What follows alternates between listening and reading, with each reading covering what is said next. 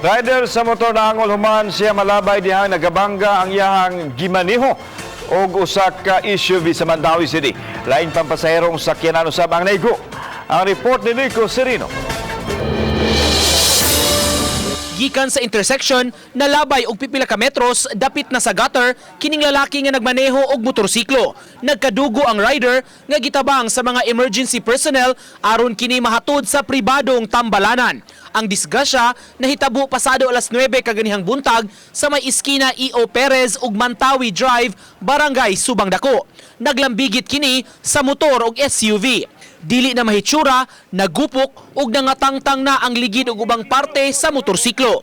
Asoy sasakay sa SUV, igo-igo ra unta ang ilang dagan. Paspas siya unicorn sir.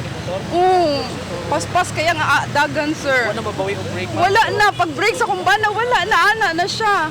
Laing PUJ usab ang naamong sa disgrasya human nalambahan sa nalagpot nga motor. Minor nako, kaya ako ni palutson. Okay. Kaya kusog man po kay motor.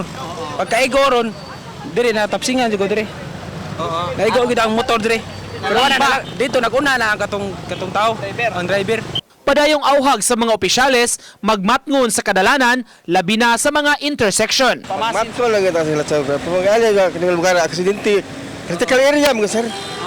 Tungod sa dagan ini permi discuss dire. Uban ni Marlon Melgazo, Nico Sereno, Balitang Bisdak.